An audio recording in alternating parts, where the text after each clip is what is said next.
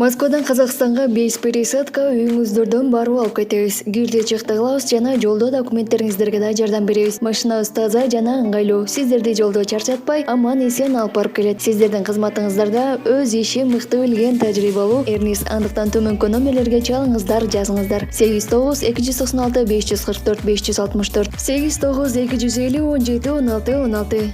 Биз ар дайым сиздердин кызматыңыздарда 24 саат бою байланыштабыз. Андыктан төмөнкү номерлерге чалыңыздар, жазыңыздар. Кыргызстандыктар 1 сентябрдан тарта Өзбекстанга ID карта менен кире алат. Бул тууралуу Тышкы иштер министрлигинен билдиришти. Маалым болгондой, ушул жылдын 27 январында Бишкек шаарында кол коюлган 2006 жылдын 3 октябрындагы жарандардын өз ара барып келүүлөрү жөнүндө Кыргызстан менен Өзбекстандын ортосундагы макулдашууга өзгөртүүлөрдү киргизүү тууралуу протоколдун практикалык ишке ашырылышы башталат. Протоколго ылайык ушул жылдын 1 сентябрынан тартып Кыргызстандын жана Өзбекстандын жарандары башка жол жүрүү документтери менен бирге эки мамлекеттин аймагына кирүү, чыгуу, жүрүү жана убактылуу болуу үчүн ID картаны колдоно алышат деп айтылат билдирүүдө. Булак Супер Кежи. Ички иштер министрлиги TikTok'то кыргыздарды сөккөн өзбекстандык блогерди тапты. Кечээ 24 августта TikTok'то Кумышлай Сак баракчасынын автору видео кайрылуу жасап, TikTok'то көп убакыттан бери кыргыз элине акарат келтирип, түрдүү постторду жарыялап жүргөн өзбекстандык блогерге нааразычылыгын билдирген. Анын айтымында, Yolgos Yuraki аттуу баракчанын автору өзбек тилинде кыргызстандыктарды оозго алгыс сөздөр менен жамандап, ушул жол менен катталуучу чогултуп келген. Видео кайрылуу жасаган айым: ушул баракча 4 жылдан бери силер андайсыңар, силер мындайсыңар деп жамандап, президентибизге, энелерибизге чейин асылып келет. Мен бир канча жерге арыз менен кайрылдым, бирок эч ким канааттандырарлык иш аракет көргөн жок. Өзбекстандын президентине кайрылам, ушул баланы бизге берсин, же камасын, же болбосо тили кесилсин деген ал. Ал ошондой эле кыргызстандык блогерлерди президенттик администрациянын алдына келип, нааразычылык акциясын өткөрүүгө чакырган. Өзбекстандык блогер бүгүн 25 августта Ички иштер министрлиги аталган факты боюнча иликтөө иштерин жүргүзгөнүн билдирди. Мекеменин маалыматына караганда, укук коргоогундары видео кайрылуу жасаган айымды таап, аны менен байланышка чыккан. Ошондой эле ыкчам иликтөө иш аракеттеринин натыйжасында блогердин да өздүгү аныкталганы белгиленди. Ал 28 жаштагы Өзбекстандын жараны болгон. Ал 2019 жылы 27 июнда Кыргызстандын аймагына кирип, 1 июлда Ош аэропортунан Орусиянын Екатеринбург шаарына чыгып кеткен. Ички иштер министрлиги дароо иш боюнча Өзбекстандагы жана Орусиядагы кесиптештерине маалымат жиберип, жаранын жашаган жерин тактоо өтүнүч менен кайрылган. Жыйынтыгында ал учурда Санкт-Петербург шаарында жашап жатканы аныкталган.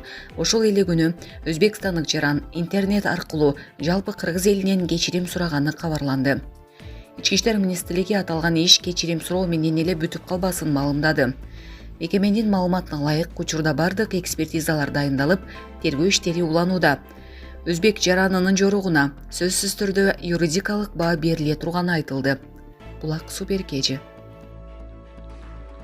Жумага караган түнү Орусияга украиналык 42 учкутсуз аппарат чабуул жасады. Бүгүн 25 августка караган түнү Орусияга украиналык 42 учкутсуз аппарат чабуул жасады.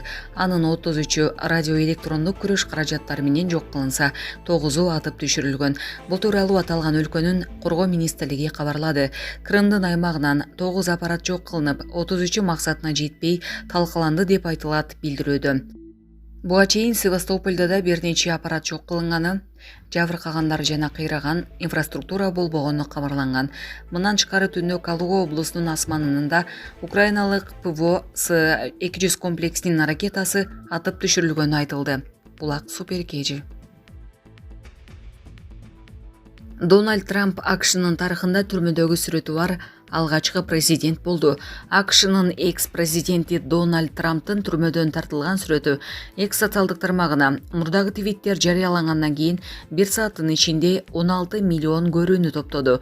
Статистикалык маалыматтарга ылайык, Трамптын посту жарыялангандан кийинки 1 саатта 80 миңден ашык комментарий, 143 миңден ашык репост жана 335 миңден ашык лайк алган. Трамп жаңы постунда шайлоого кийлигишүү, эч качан багынба деп жазып, өзүнүн сайтына шилтеме берген. Бул саясатчынын жогоруда аталган социалдык тармактагы 2021 жылдын 8 январынан берки алгачкы посту.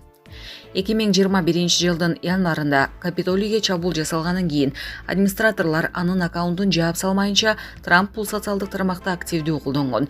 Твиттерди ишкер Илон Маск сатып алгандан кийин аккаунт калыбына келтирилген, бирок экс-президент ал жака кайтуудан баш тарткан. Эскерте кетсек, кечээ 24 августта Дональд Трамп Жоржия штатында расмий түрдө камакка алынган. Мында ага каршы 4-чү кылмыш иши каралды. Бул ирет Трампка аталган штатта 2020 жылдагы президенттик шайлоонун жыйынтыгын өзүнүн пайдасы үчүн жасаган аракеттери боюнча күнөө коюлган. Сүрөткө тартуу жана манжа изин алуу процесси аяктагандан кийин $200,000 күрөө менен Трамп абактан бошотулган. Муну менен Дональд Трамп АКШнын тарыхында түрмөдөгү сүрөтү бар алгачкы президент болуп калды. Булак супер кежи. Президент Чапаров Лукашенконы Бишкекке чакырды. Мин шаарында министрлер кабинетинин төрагасынын орун басары Бакыт Төрөбаев менен Беларустун премьер-министринин орун басары Анатолий Сывактын төрагалык алдында соода-экономикалык кызматташтык боюнча Кыргыз-Беларус өкмөттөр аралык комиссиясынын 11-чи отуруму болуп өттү. Кыргыз өкмөтүнүн басма сөз кызматынан билдиргендей, анда тараптар Кыргыз-Беларус соода-экономикалык кызматташтыгын өнүктүрүүнүн келечегин талкуулашты. Жыйындын күн тартибинде өнөр жай транспорт, айыл чарба жана агро өнөр жай комплекси тармагында кызматташуу, аймактар аралык кызматташууну өнүктүрүү жана башка маселелер каралды. Төрөбаев өз ара сапарлар жана жогорку деңгээлдеги жолугушуулар, ошондой эле жетишилген макулдашуулар жана кол коюлган документтер ар тараптуу кызматташтыкты өнүктүрүүдө негизги ролду ойной турганын белгиледи. Кыргызстан менен Беларус эл аралык платформаларда дагы конструктивдүү кызматташып, өз ара аракеттенүүнүн негизги маселелери боюнча колдоо көрсөтүлүүдө. Президент Чапаров Беларус президентин көз карандысыз мамлекеттердин шериктештигинин мамлекет башчыларынын кеңешинин жыйынына катышууга чакырды. Жыйын үстүздөгү жылдын 13 октябрында Бишкекте өтөт деп айтылат маалыматта. Жыйындын жүрүшүндө тараптар биргелешкен инфраструктуралык жана кооперациялык долбоорлорду ишке ашыруу, ошондой эле бул багыттар боюнча өз ара пайдалуу экономикалык кызматташтыкты бекемдөө максатында өнөр жай транспорт жана логистика боюнча жумушчу топторду түзүүнү макулдашышты. Билим берүү тармагында Беларустун алдыңкы жогорку окуу жайларында бюджеттик бөлүмдөрдөгү орундардын санын көбөйтүү маселесин кароо сунушталды. Түз байланыштарды активдештирүү максатында тараптар эки өлкөнүн ортосунда Бишкек-Минск каттамы боюнча түз, өзгөлтүксүз аба каттамдарын иштеп чыгууга өз ара кызыктарлыгын билдиришти.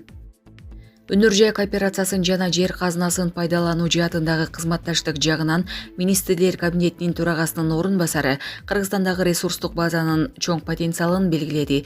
Бул өндүрүштү биргелешип өнүктүрүү аркылуу өндүрүлгөн продукцияны локализациялоону, жогорку деңгээлине ээ ишканаларды ачууга мүмкүндүк берет. Буга байланыштуу Кыргыз тарап Беларус кесиптештери менен технологиялар жана тажрыйба алмашуу, нефтехимия, металлургия, кремний жана текстиль кластерлери, минералдык жер семирткичтерди өндүрүү жана башка тармактарда биргелешкен ишканаларды уюштурууга даярдыгын билдирди деп айтылат билдирүүдө. Мындан тышкары тараптар темир жол тармагы үчүн кесипкөй жана техникалык кадрларды даярдоо жаатында кызматташуу жөнүндө макулдашышты. Беларус тарап Кыргызстандан жашылча жемиштерди туруктуу жеткирүүнү уюштурууга кызыктар экенин билдирди. Ошондой эле Кыргыз тарап Кыргызстан менен Беларустун аймактар аралык кызматташтыгын бекемдей турган региондор форумун өткөрүүнү сунуштады. Бул контекстте тараптар Жалал-Абад облусу менен Беларустун Гродно облусунун ортосунда эки тараптуу кызматташуунун практикалык жолго коюлганын канааттануу менен белгилешти деп айтылат маалыматта. Соңунда Бакыт Төрөбаев Беларус тарапка жылуу кабыл алгандыгы жана биргелешкен өкмөттөр аралык комиссиянын 11-чи жыйынын жогорку деңгээлде уюштурулгандыгы үчүн ыраазычылык билдирди. Ошондой эле жолугушуунун жыйынтыгында кабыл алынган чечимдер кызматташтыкты тереңдетүүгө жана Кыргыз-Беларус кызматташтыгын бекемдөөгө кызмат кылат деген ишенимин билдирди. Жолугушуунун жыйынтыгына төмөндөгү документтерге кол коюлду. Жакынкы жана орто мөөнөттүү мезгилге эки тараптуу иш-чаралардын кеңири спектрин камтыган жолугушуунун протоколу, Кыргыз Республикасынын Жалал Абад облусу менен Беларусь Республикасынын Гродно облусунун ортосундагы кызматташуунун жол картасы, Кыргыз Республикасынын Транспорт жана коммуникациялар министрлигине караштуу Кыргыз темир жолу улуттук компаниясы мамлекеттик ишканасы менен Беларусь темир жолдорунун ортосундагы кызматташуу жөнүндө меморандум. Кыргыз Республикасынын Транспорт жана коммуникациялар министрлигине караштуу Кыргыз темир жолу улуттук компаниясы мамлекеттик ишканасы менен Белжелдор проект институту долбоорлоо изилдөө республикалык унитардык ишканасынын ортосундагы кызматташуу жөнүндө меморандум. Булак Суу Бергежи.